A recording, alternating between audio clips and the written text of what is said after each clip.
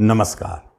18 मई 2025 के बाद उस दिन से ही एक ऐसे ग्रह की बात कर रहा हूं जो बड़ा अद्भुत है और चमत्कारिक रिजल्ट देने में सबसे आगे रहते हैं। केतु, राहु केतु दोनों राशि बदलेंगे 18 मई 2025 को। तो हमने देखना है कि केतु का प्रभाव कर्क राशि वालों के जीवन पर क्या पड़ेगा, क्योंकि आपके राशि से सेकेंड धन भाव में गोचर कर रहे हैं। ये तो अच्छा नहीं है। कर्क वाले निराशा जैसी कोई बात नहीं है। आपके राहु के भी गोचर अच्छे नहीं है क्योंकि अष्टम है, और यहाँ केतु भी आपके धन भाव पर गोचर कर रहे हैं, ये भी अच्छे नहीं है। तो फिर क्या होगा, बहुत ध्यान से समझे। ये एक चमत्कारिक राशिफल है क्योंकि यहाँ कुछ ऐसी बातों को बताया जाएगा जो आपके जीवन में घटित होकर रहेगा। ध्यान से समझेंगे तब आप अपने जन्म कुंडली को भी खोल के रखें, क्योंकि अगर केतु महाराज अनिष्ट करने वाले हैं तो जरूरी नहीं कि आपके पूरे जीवन में ही अनिष्ट कर दे। कुछ पहलू है, कुछ जगह है, कुछ स्थितियां हैं जहां पर वो कुछ बुरे प्रभाव डालेंगे। तो कहाँ डालेंगे, आप एक बार सोचे मन में।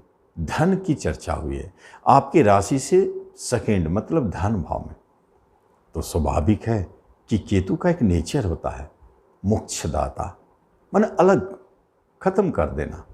अलगावकारी ग्रह होते हैं, इनके अंदर में गुण होता है, आध्यात्मिक होते हैं जरूर, और भौतिकता से दूर रहते हैं। त्यागी, दानी, सन्यासी, बैरागी, जो कहिए, ये हमेशा अच्छा सोचते हैं। तो यहां पर क्या है, जितने भी आपके रिश्तेदार आध्यात्मिक वृत्ति के हैं उनसे तो आपका बनाव रहेगा, वहां कुछ नहीं बिगड़ेगा, वही तो आपको सपोर्ट करेंगे। लेकिन जो रिश्तेदार चमक धमक, धन दौलत, भौतिक दिशा में हैं, थोड़ा उनसे सतर्क रहें, क्योंकि वो आपको हानि पहुंचा सकते हैं। या नहीं तो अपने आप दूरी बनेगी उनसे, अलगाव होगा, केतुदेव रहने नहीं देंगे साथ में। तो क्या धन का मेटर भी फंसा है? सोचने वाली बात है। धन भाव है तो अचानक धन हानि का, चोरी होने का भय बना हुआ तो है। क्यों? तो धन भाव पे केतु गोचर कर रहे हैं। धन से अलग कर देना, इसका मतलब आपके पास कहीं संचित धन है, वो फंस गया, चोरी हो गया। इसलिए इन 1.5 वर्षों में अपने धन की सुरक्षा जरूरी है। तो सोचिए कैसे धन की सुरक्षा होगा, थोड़ा सोचना चाहिए। तो नंबर 1, आप एक बात जानें, केतु महाराज आपके धन को बचा सकते हैं। कब? जब आप धन को पकड़ना छोड़ दें। जैसे आपने धन की तरफ बहुत ज़्यादा चिंता किया कि मेरे पास यहाँ 10 लाख है, यहाँ 5 लाख है, यहाँ करोड़ों है, यहाँ वो लगा हुआ है, यहाँ वो है। आप उसके बारे में जितना चिंता करेंगे, केतु उतना स्ट्रांग हो करके उसे हटाने की चेष्टा करेगा। आप जितना उसको इग्नोर करेंगे, जितना भूल जाएंगे, उतना केतु भी भूलेंगे। यही तो इनका चमत्कारिक गुण। जिसका अर्थ है कि दान पुण्य करते रहना चाहिए। अगर आपके पास धन है, आप बचाना चाहते, कुछ उसकी राशि निकाल के दान करें, जरूरतमंद को दे, केतुदेव खुश। तो फिर आप अगर बैंकिंग में जाना चाहते हैं तो थोड़ा स्ट्रगल कराएंगे। और यदि आप बैंक में जॉब कर रहे हैं तो एक बार जान लें, गवर्नमेंट सेक्टर में है तो उतार चढ़ाव दिखेगा, लेकिन प्राइवेट सेक्टर में है तो एक बार हरी झंडी मिल जाएगी आपको जॉब छोड़ने के लिए। आप आज़ाद हैं, या आप स्वयं छोड़े या डिपार्टमेंट आपको छुड़वाए। यहाँ सतर्क रहना है फाइनेंस और बैंकिंग सेक्टर में। राहुदेव ये तो करते हैं, केतुदेव भी उससे ज़्यादा करते हैं। राहुदेव भौतिकता की ओर ले जाते हैं, केतुदेव आध्यात्मिक की ओर ले जाते हैं, सफलता देते हैं। तो छठे शत्रु ऋण बढ़ा सकते हैं, आपको ऋण लेने की आवश्यकता पड़ सकती है। और यहीं से कर्मस्थान पर दृष्टि, तो स्वाभाविक है कर्म में भी उतार चढ़ाव दिख सकता है। आपको एक जगह से दूसरी जगह भेज सकता है, क्योंकि जब केतु का आगमन हुआ तो जरूरी नहीं कि आपको उसी डिपार्टमेंट में रहे, उसी जगह में रहे, कुछ हलचल तो करेंगे, वहाँ स्थिर नहीं रहने देंगे। बहुत दिनों से एक जगह से है, आपको ट्रांसफ़र कर देंगे। समझ जाए केतु महाराज अपना काम करके चले गए, नहीं तो जॉब छुड़वाने की नौबत ला देते हैं, ऐसी स्थिति उत्पन्न कर देते हैं केतु देव। इसलिए कहा जाता है कि केतु देव राहु देव से भी बड़ा काम कर सकते हैं। अच्छे में अगर सोचा जाए तो जो व्यक्ति आध्यात्मिक क्षेत्र से जुड़े हैं, जिनका कर्म ही ज्योतिष तंत्र मंत्र अध्यात्म है, तो ये केतु देव उनको अचानक बड़े बड़े धन दिलाएंगे, धन भाव में बैठिए।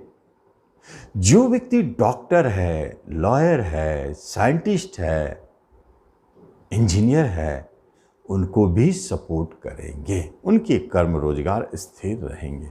बाकी क्षेत्र में तो उठापटक दिखेगा, खासतौर पे बैंकिंग और बाकी सेक्टर में।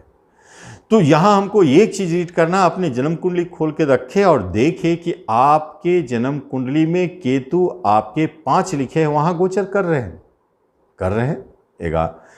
18 मई के बाद। तो आप देखिए कि केतु के साथ बैठा कौन है आपके जन्म कुंडली में, पहले से 5 में कौन बैठा हुआ है। 1 ग्रह हो सकते हैं, 2 ग्रह हो सकते हैं, 3 ग्रह हो सकते हैं, 4 ग्रह हो सकते हैं। हर एक ग्रह को आप ध्यान से समझें। अगर वहां पहले से, जहां केतु सिंह में गोचर करे, वहां पहले से आपके जन्म कुंडली में ऑलरेडी आपके कुंडली में सूर्य है, तो केतु सूर्य मिलके क्या बना, कीर्तिध्वज योग।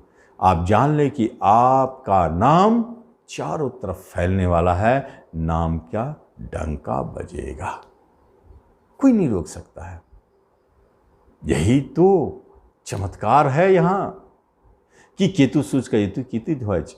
फादर की भी स्थिति में थोड़ा उतार चढ़ाव दिख सकता है, वो चिक्की व्यक्ति विशेष है, इसलिए उन पर रिलेशन है, इसलिए रिश्ते नातों में जिस तरह से उतार चढ़ाव है उस तरह वहाँ भी सूर्य बड़े बेटे की तरफ से आपको परेशानी दे सकता है, फादर की तरफ से परेशान हो सकते हैं। लेकिन नाम यश में तो डंका बजेगा। यदि केतु के साथ मंगल बैठे हैं वहां पहले से, तो एक बात जान ले, ये एक ऐसा स्थिति को जन्म देता है जो आपको भूमि विवाद में झगड़े विवाद लगा देते हैं, जमीन जायदाद बिकवा देते हैं, केस मुकदमा लदवाते हैं, चोट एक्सीडेंट उत्पन्न करते हैं, झगड़े विवाद कर देते हैं। मंगल तो उग्र होता है, गुस्सा टेम्पर को बहुत ज़्यादा बढ़ा देते हैं, अंगारक युग बन जाता है।